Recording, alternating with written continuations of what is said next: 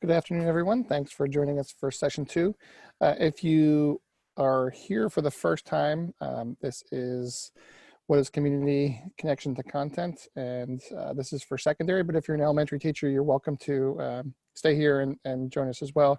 The previous recording is already in the folder, which we will share the link with you in the chat shortly. I'm Matt O'Donnell, the Tech Innovation Specialist and History Content Coordinator for Secondary at SCO, and I'm going to let my colleagues introduce themselves. Ryan, you want to start? Yeah, I'm Ryan Carretta, and I teach TKK at PBL Elementary School called University Elementary in Cotati Runner Park, and I support PBL teachers at our site. I'm Anna Babarenday, and I'm the Coordinator for Science Education at SCO.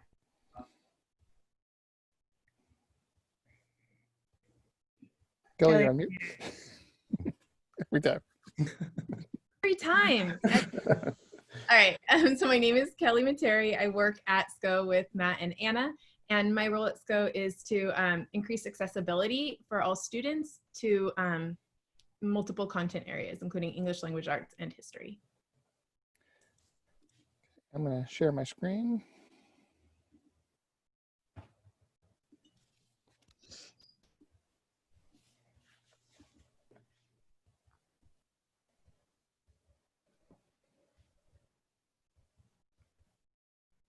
So a brief overview from this morning. Once again, that video is there, so I would hope that you go back and watch that if you haven't heard about this project at all. But if it's the first time you're joining us, this is a community-wide PBL project that we're doing with students and teachers throughout Sonoma County.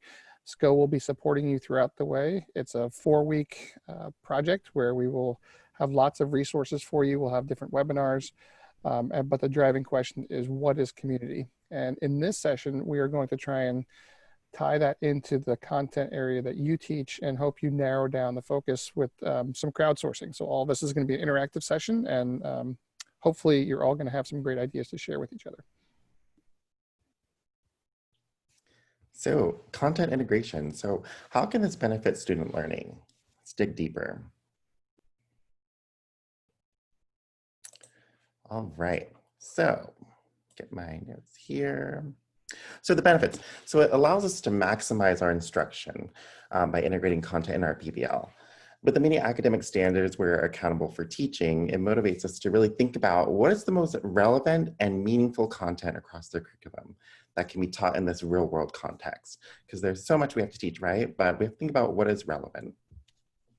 So in integrating content in our PBL, it prepares our children for the world of the future. Of course, we don't know what that world of the future will look like, especially now. Things are innovating as we speak. Integrating content into PBL allows children to understand that life is integrated. We don't silo our everyday activities into different subject areas. And you guys know this being secondary teachers. The careers of the 21st century will be undeniably interdisciplinary. And lastly, it enhances in-depth understanding and knowledge retention of the content, because they're able to dive deeper into these topics and explore them a bit further than if we were doing just doing a one-shot lesson. They're able to spend time investigating and diving deep. So when we're thinking about content integration in PBL, it can be helpful to anchor a unit around a history of social science or NGSS, Next Generation Science Standard topic, and think about, again, what is relevant skills to teach in our Common Core ELA or math skills. We could authentically apply them in the context of this project. So for me as elementary school teacher, I think about, okay, if I'm anchoring on history and social science topic on community, I know that my kids can authentically write about what we're investigating. They can read for information. We can do look at books or primary documents and investigate that. And also measurement and data. Can we graph things? Can we measure things hands-on? So really thinking about what can we anchor those big concepts in history, social science, or in GSS, or both. You might say standards that work together with your topic, and think again, what relevant skills can we teach in this context? Now, my background is secondary science, and this is a secondary session, so I know very, very well that for secondary teachers, you have a lot of subject-specific content that you are tasked to teach, and it is a really big lift. And If you're like me, it's like a chessboard where like if I move this piece of content here, but then this one has to go here, and it gets very complex. And what we're thinking about here is how do we reframe that intricate game? It's not that we're throwing out our content standards. Those are very important, and we were hired to teach those to the students. But how do we think about them in a new way? If you go to the next slide, one of the big things is that you might see where a project fits into your curriculum, but it might not be what you intended to teach at that particular time. I'm here to say there is no magic to the way the book had something laid out or the way that we've taught it before. And we know in this current moment that we're having to rethink a lot of things. And one of them can be the sequence that we intended to roll out content in. So we can rearrange that to fit the project. Another advantage is as we think about integrating things, we can teach skills and also the relevant content during formal instruction. We're not saying that you don't do any of that, but then you're using the project work to apply all of that. So for example, in science, one of the important science and engineering practices is modeling. So I might teach them about modeling. I'm not assuming that they're going to intuit their way into reading complex models, but they would then maybe practice in the context of the project. What are some community models that I need to interpret? Or how do I develop models that say something about the community I'm trying to develop? And then another big thing is documentation. And this is important for a lot of reasons. One is because documentation helps us understand how students are understanding the concepts that they are learning and how they're applying them in the project. It also gives us a record of their thought process as they go along and how they are adding to their knowledge of those specific standards so that we can say by the end, yes, they did learn the parts of the cell in addition to gaining all of these skills. It's really just a reframing of the way that we're approaching the content. As educators, we know that we want the students to be engaged. And we talked a lot about that yesterday in the keynote, that if we don't have that student engagement, they could be checking all the boxes. They could be getting that grade, and yet they aren't remembering that long-term and internalizing it. So we're moving that student engagement in a topic to the middle, but not forgetting about the pieces like the content that we're teaching. All of those are woven together. And one more word on this, since there was a question in the chat about content integration. And that's a really, really big deal in elementary school because they are teaching all of these different subjects at once. It sometimes is a little bit less intuitive at secondary because you were hired as a history teacher or a science teacher. One of our hopes in this project is that you actually can communicate across different subjects, both within your own school, but across schools and across districts. So you might be teaching science, but a history teacher is also doing this project, and maybe you can learn from each other. But another thing to really keep in mind is that more and more and more, the world is becoming integrated, and students need to be able to integrate different content areas for whatever profession they go into. For example, in science, it's no longer the case that you have someone who's just a biologist or just a chemist or just an engineer. They are actually mixing all those together and integrating them and drawing from those and working on teams together. So the more experience we give them with that kind of integration in the classroom, the better we're actually preparing them for what they will do next. Yeah, so even in the elementary realm, I just want to give you an example of what this could look like in content integration in a PBL unit. So currently I am developing a unit with a colleague, and we wanted to think about, we know we won't be able to see our students physically. So how can we design a unit where we can put the students in the driver's seat to think about what can we do to get to know each other and create a class community in this brand new learning platform virtually, knowing that we can't see each other. So in this, the content that we're thinking about integrating is, of course, social studies with community. You know, we have in TK through second, we have to learn about the neighborhood, building models of our neighborhood and our local community, friends and family. Map making can come into play, maybe mapping out their homes, their bedroom, their neighborhood, doing informative reading and writing about community in different books, and doing some informative writing about who they are as little humans. Map, measurement data, building their models. They might have to measure their models and using non-standard units of measurement, maybe graphing, doing some survey with their families and then graphing that data. And of course, visual arts as well can come into play. And the possible products, again, we want to have that student voice and choice, but possible products we're thinking about having the kids, students do is maybe a book about how can they teach the school community and the large community about who they are in maybe an ebook or a website format. So the question often asked is, well, how do I even start thinking about how I'm going to integrate any content into this larger project? And I will say that, so in the spring, when we started with distance learning, it was pretty much, it depended on where you were, what message you were getting. But overall, you were hearing, just do the best you can, teach what you can. This fall, the message is very clear from the state. You have certain standards that you are tasked with teaching. You need to address that content. We can't just throw that all out. And so what we wanted to do for this is start with, what are those content areas that you are tasked with teaching, and how might we see this project fitting in with that, rather than developing a whole huge idea for the project and then trying to smash the standards in later. So we've developed for you a Jamboard. Some of you may already be familiar with Jamboard. It's through Google, and it gives you a chance to interact with students and have them put up what they are thinking about. So if you click on the link that I just put in the chat, it will take you to our Jamboard.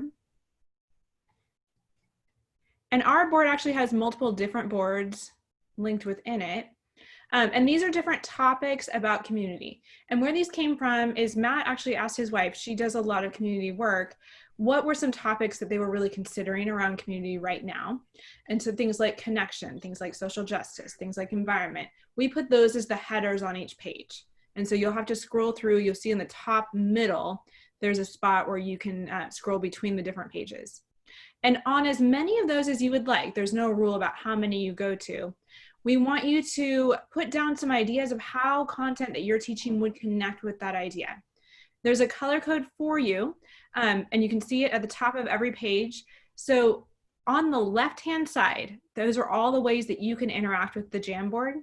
Go to the fourth one down, and that is a sticky note, and that will let you type. And on the sticky note, you can choose the color on the top right. So if you're writing down an idea for environment that is ELA based, you would choose blue and then write your idea so that everyone can see. Are there any questions about that? Feel free to unmute yourself and ask.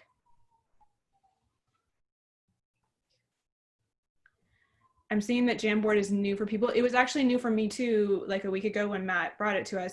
It's really fun, it's really interactive and creative. So it's a great tool, no matter what, to take back into your context. So I just had a quick question. Can you guys hear me okay? Yes. Okay. Is this an add-on? Is that what it is for Google? So it's a Google product. So everybody has that product. Possibly some schools have it disabled by default because for whatever reason, they don't want students to collaborate with each other because that might build some skills. So you have to talk to your IT administrator and say, can you unlock Jamboard? But it's free. There's actually physical Jamboards that are very expensive where you can write on and people can see it on the screen. So if you were in a building that had a physical Jamboard, you could use that, but this is the virtual one that is free to use. And the only limitation is there's 50 participants at a time. That's why we limited our session to 50 people. So scroll through any of these ones. You don't have to teach that subject area if you have an idea. Like if you had an idea of how science content might work with environments, which I think all of us probably do, feel free to take a green sticky note and put it on there, and put as many sticky notes on as many different of these topics as you can think of. We're going to give you several minutes to do that. I'm going to pause the recording as you're doing that, and we're going to come back and share out. And really quickly on the subject of how many people can use a Jamboard, so I found out last week it is 50 at a time can be on it. You can't have more than that, they'll kick you off. But it doesn't mean that only 50 people ever can contribute. So if you have multiple class sections, you could have one class section do some, and then another class section can go on and continue to add to it. I see some questions in the chat box around exactly what we're listing on the Post-it note. So does it make sense to list standards, assignments, possible novels, or what kinds of things would you like to see? All of the above. All of the above, with the exception of if it's a standard, maybe list the topic or the area that it's in rather than a number so that people can learn from it. So what we'll do is we'll download all of this as a PDF afterwards and put it in the folder, both for you and for people that couldn't be here. Sweet. So kind of in the spirit of a brainstorm, we're just going to kind of put up whatever kind of comes to us and build on that then. Yeah. Yes, there's no right or wrong on this. It's just a brainstorm.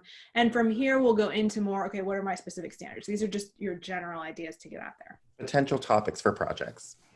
Great. Thank you, guys. Okay, so You'll see, let's. sorry. Go- You'll see in the chat, there's a few different interactive tools that people are recommending. There are a number of them that are online. All of them have pros, all of them have cons, but there's stuff out there that you can interact with kids with. Okay, so let's, if everybody could go to slide 1, the connection one, or if you want to go back to the Zoom, I'm on slide 1. It might be a little harder for you to read it on from the Zoom, but either way. And then if one person would like to share something they put on connection that they think would be a good thing for other people to hear, and don't be shy. So I put on mine, I do a family heritage project at the beginning of the school year. It helps me get to know them, but it also, I think, helps kids tap into their family, and we make connections with the world history as we're moving into that. So I think that it fits really nicely here. I also think that I could probably copy this post-it and put it on other slides as well. Great. Does anybody else want to share something on connection, or should we move on?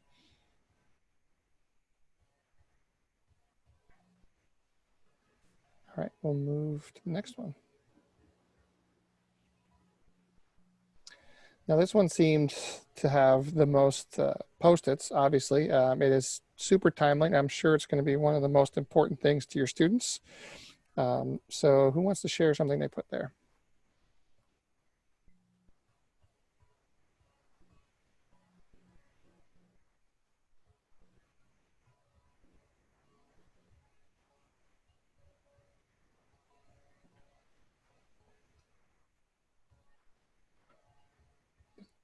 No takers? Well, two things. One, I did put a post in there for science. A lot of people wouldn't think that social justice and community fits as well with science, but it's especially relevant right now with climate change. There's a lot of concern that it will impact communities differently and members of communities differently based on who they are and what their circumstances are. So that could be a really interesting thing to look at. But I also wanted to point out that somebody figured out one of the cool features here is that it's not just that you can do post-its. There's a number of different ways you can interact with the board, and one of them is a pen, and so you could draw lines connecting different pieces that go together. Okay. Next one.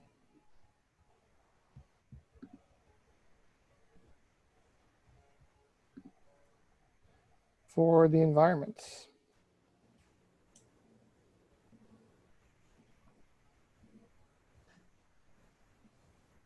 Got a very quiet group today. I put one on there, and I'll start us with geography. One of the things in the history social science framework is focusing more on having a geography lens on everything, because geography with budget cuts has been taken out of a class in most schools. They don't offer geography. So how do you approach geography in a world history class, in a US history class? And one of the big issues is with climate change migration, which we're starting to see. And are there people in our community who are climate refugees who have come here because of climate change? Or will people from Sonoma County who work in certain industries have to leave and go somewhere else because of climate change? So that's an area to look at. At our school, we do an impact project where the students get to choose a project that makes an impact on others. And it can be a small, in the classroom impact, at the school impact. It could be larger in the community impact. And I really think that it would lend itself to this type of project. It's a little less project-based, I think, than it could be. So I think I'm excited to look into that anyway. Great. Great. Okay, let's move on.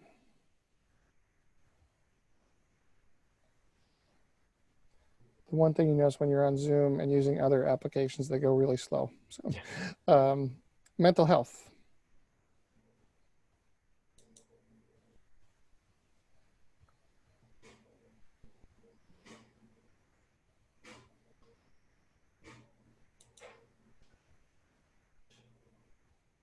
No I'll share one takers? that I put on there. Okay, go ahead. So for NGSS, I just put a potential driving question.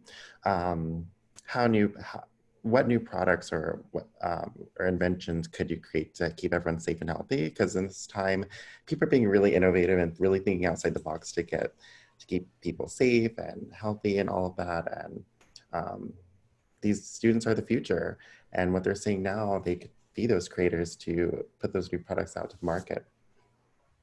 And that can go in many different subject areas. I put one on there about language, honoring languages. Language liberation is such a huge issue with students whose language is not, first language is not English. So I just think it helps a lot with the entire mental health of the group or of the class to honor the languages that are there and make sure that families and students are getting those languages written communication. Great, thank you. I can do. Is there another one after this, or is this the last one? Yeah, it's slowly going. There we go. Healthy living.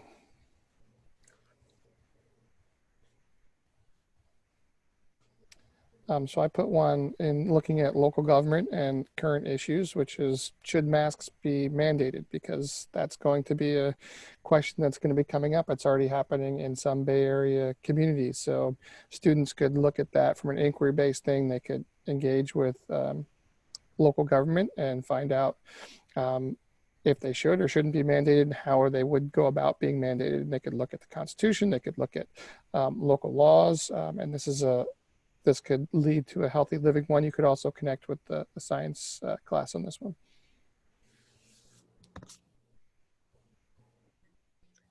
I can share too a little bit.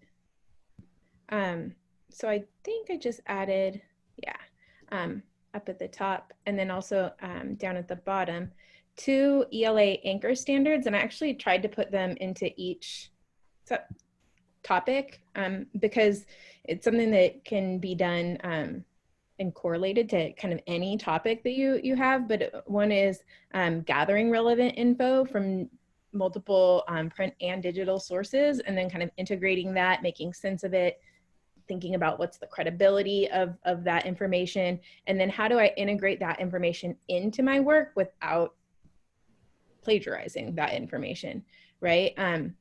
So that no matter the topic, that's an ELA anchor standard. So that means it shows up at every single grade level, K through 12, in various forms at various levels of rigor. But that's going to be something that is deeply aligned with English language arts. No matter what your content area is, you're supporting students in mastery of that standard.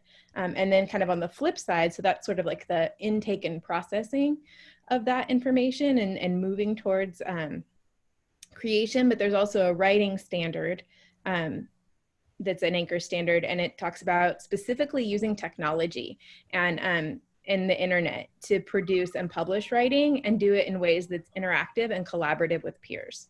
So really the Common Core standards and the anchor standards that they're based off of for ELA are written in such a way that support this kind of distance or hybrid learning that we kind of have our hand is forced to have to do it this way, right? In a way that maybe we haven't before. But again, it's an opportunity to really lean into some standards that perhaps, we haven't worked from as deeply. A good question has come up in the chat about, like, is one teacher managing all of these different topics? No, I can see where nervousness would rise. We're helping brainstorm a lot of different possible topics under the umbrella of community. You would hone that in for what makes the most sense for your subject and content and the students that you're teaching. And then within that, they would develop their ideas.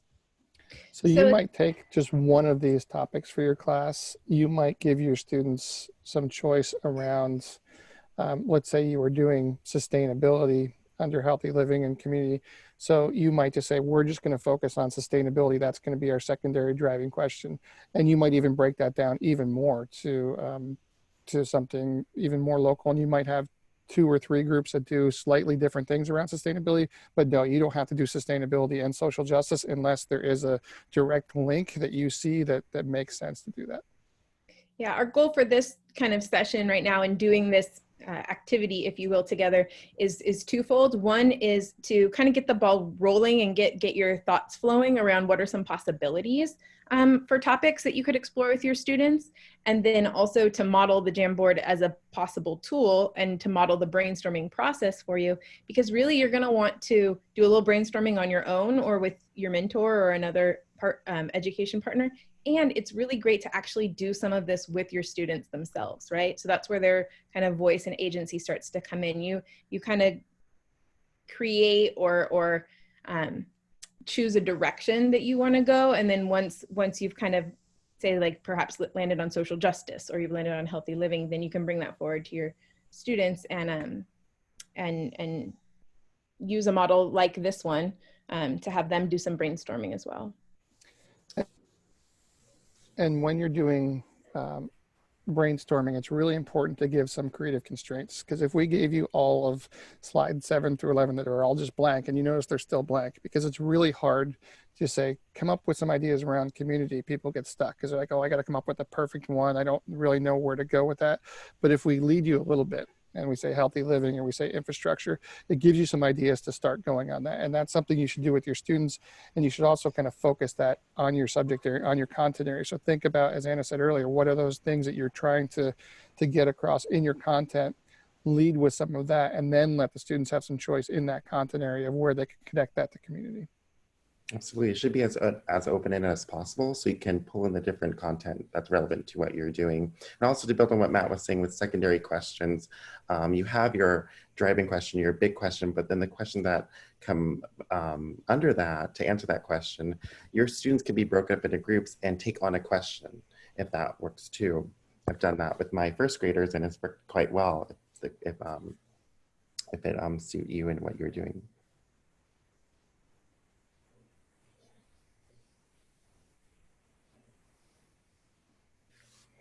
Okay, and infrastructure, does anybody have one they wanted to share with that?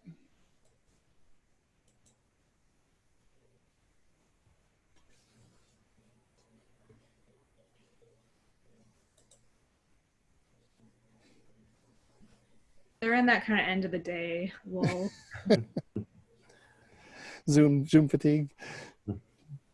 This was an exciting topic for me. Actually, I think I only added one little note at the bottom, but to me, coming from an elementary background, thinking about the possibilities for secondary teachers and students, you know, when you think about community, a lot of times at least for me, my mind goes straight to like social studies, English language arts, the humanity, and infrastructure. There's a great kind of merging with some of those themes, right? But also with science and engineering, and how do we build and create systems that function well to serve our community. And so if you're a science or a math teacher, I feel like there's a lot of or other electives teacher, there's a lot of possibility here to more deeply explore some of those concepts, but still while still kind of holding that theme of community.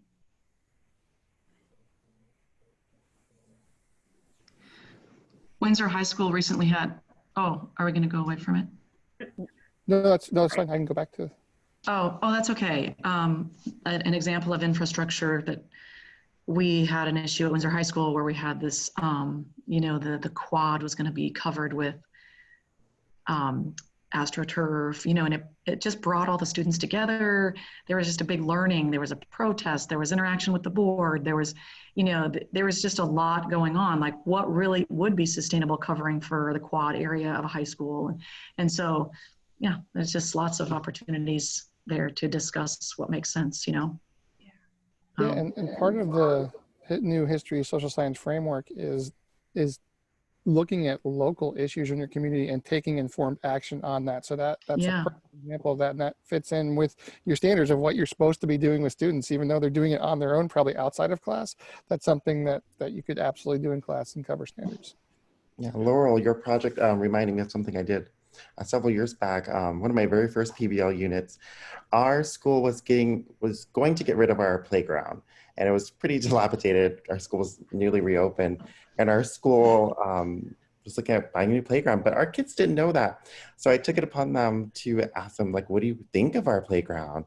And they're like, oh, I think that we could do this, we could do that, and really get their ideas of how we can improve their playground. And there was a standard in first grade in NGSS, can you create a new or improved tool to better your society or a situation? And so they made new model playgrounds and presented those ideas, and they wrote about why their playground would be good at our school and all the different features. And they did research in nonfiction text. They looked at pictures of playgrounds around the world, and they wrote about, oh, I like this feature, and maybe this can go in our model. So just So cool. from an elementary idea can hopefully help secondary. So Yep, and you just created a whole bunch of new brain synapses by doing that. absolutely, yes, And neuroscience will back you on that. absolutely, absolutely. Thanks, thank you. Mhm.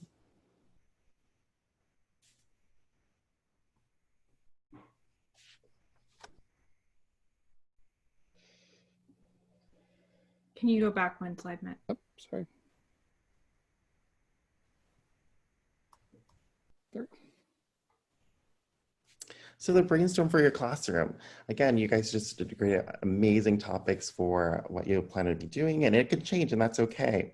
But for thinking about your project that you'll develop in session 3, a few of you guys will come for that. Which content areas will you integrate? Of course, you guys got some of your feet wet with that. Which community topics fit best with your curriculum and student group? You can choose from the brainstorm you guys just did, or other topics can come to mind as later on. Again, think about, since you have your topic in mind, what specific standards you might address in the community unit. Again, think relevant, think about your history of social science or NGSS, and then look at what relevant skills you could integrate in this project.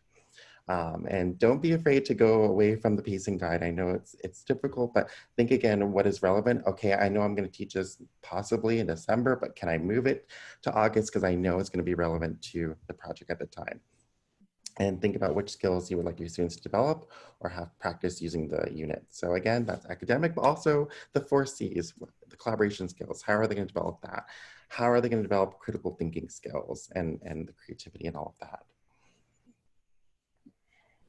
And we're only giving you about 5 minutes right now, which we realize is not very long. This is just like your initial brain dump, because we were just talking about it. If ideas have come up, we're not holding you to whatever you write down on paper right now. It's so that you don't forget it.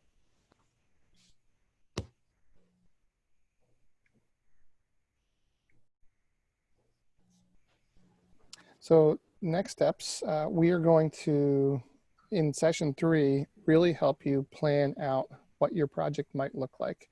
And even if you don't have your content area totally locked in, if you have a general idea, for instance, if you say, you don't have to say everything about sustainability, but maybe you think it's going to be something around the environment, that it's going to be easy to then start plugging in things like that.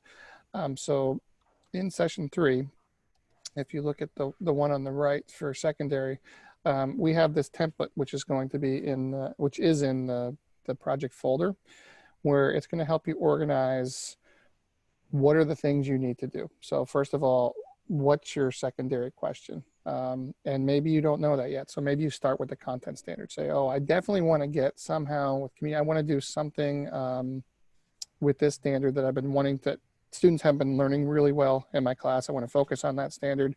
And then you start brainstorming, what are some questions, open-ended questions that are going to lead the students into that area. And then you'll be picking the group size, and we'll be talking about documentation and all the different parts that you need to make this project start to flow. And Ryan, I don't know if you want to talk about the one on the left. Yeah, very similar. It's just a planner that our district developed, but it starts off with your project title, core subject areas that you'll be doing, and of course it's integrated. So what I usually do is I type in the subject area that is most core, I guess. So it would be history, social science, and the rest of your subjects. Then go into the key standards, again, relevancy, driving question, entry event, how are you going to launch the project, possible public products. And I always like to say possible because it could change, but it's always good to have a goal in mind and knowing that it can change. Again, how it's going to be publicly presented, and resources, books you might use, academic vocabulary you might teach, and that's cross-disciplinary as well. Videos you might include. I put virtual field trips because that's what we'll be doing in distance learning is virtual field trips. There's a lot of great ones out there that you could use during the inquiry process. Feedback methods, which I know the SCO team will go over in the webinars that they'll be doing to support you in this project. But again, thinking about how your students can give feedback to each other, how you'll give feedback to them, and ideas for implementing. So some of you have already filled out this form. This form gives us an idea of who is interested. It's not a commitment to participating in this project, but it puts you on the radar so we can send out the information about when the webinars are. We can connect you with other teachers. We can also assign mentors. So if you're still really stuck, like I don't know what type of content area, how I'm going to connect this, we can reach out to you and say, here's some ideas and how to help out that. We'll send an email and say, if you need help getting your primary question or your secondary questions in there, we can help you with those things in there.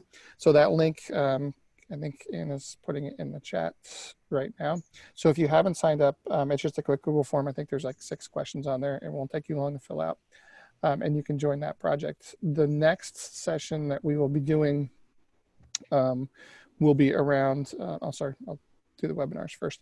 Webinars, as we talked about in the first one, we have 4 of those where the dates are set, all on Thursdays at 3:30. So it will prepare you for what's coming up in the week coming up. So they're all going to be recorded. So we will share those with you. If you can't attend them, we'll share the recordings with you. And all the project resources, including where this PDF of all the topics you put, are all going to be at this bit.ly. It's a Google Drive folder, bit.ly/SCO PBL. So we've got about 12 minutes for people, or I guess 10 minutes. If people have questions for things they're unsure of, they're stuck, or they need help from the group. And if you don't have questions, but you're like chomping at, I want to write down all my brainstorm ideas, feel free to do that.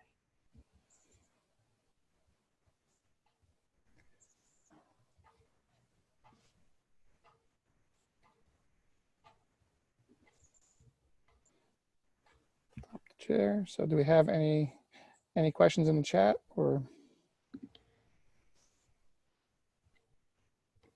Not right now. If you do have questions and you don't want to say them, feel free to put them in the chat. We're monitoring it. Can you again tell me where the content integration is? Because I see many folders. I cannot find the brainstorm questions link, the slides. The ones we just did? Yeah. The slide deck itself or the Jamboard? The slide deck. I don't know if that has been put in there yet, but we will put that in as soon as we're done with this recording. Okay, thanks. And it should be, there is a folder for session 2, which is probably where you're looking right now. It's just not in there yet. I got logged out somehow. And as soon as we're done with this, I'll sign myself back in and then it will go in. Okay, no worries. I just was wondering if it was me. I couldn't find it because it's 2:51 and thank you. Is this that where would we, or when can we maybe interact with someone one-on-one about our project, an idea, and is that going to be at the 3rd one, or Matt, you're sorry, yeah. Okay. So yes, the 3rd one is really going to be a work session where we're going to guide you through how to fill that out. But that's where we want people to ask questions like, I'm really stuck. Like, I don't know what to do here. I'm just lost. And so this is where we will be here to help answer those questions.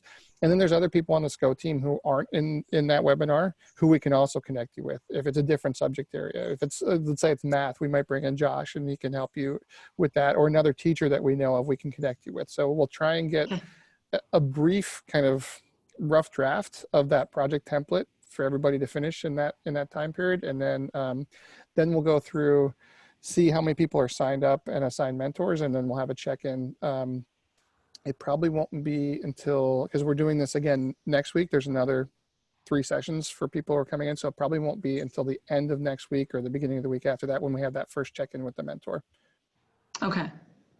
But feel free to reach out to any of us before then if you're stuck with something. Okay, great. Thank you so much. In that slide deck that will shortly be uploaded, it has all of our email addresses. So if you have particular content questions, you want to reach out to a certain person, do that. If you want to reach out to all of us, we welcome that.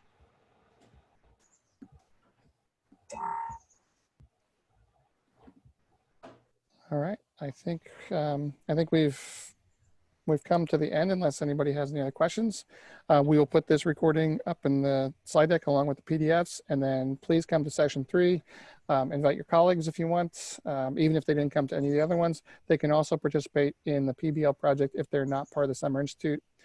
They could go to the SonomaCommunityProject.org. I've asked Dan to put the form up there. I'm not sure if it's there yet, but I think it should be there soon. So. And the slide deck is now in. So anyone who's looking for it, if you refresh, you can find it. All right, thanks for hanging in there for a long day of Zooms, everyone. And we will see many of you tomorrow. Thank you. Thank you all.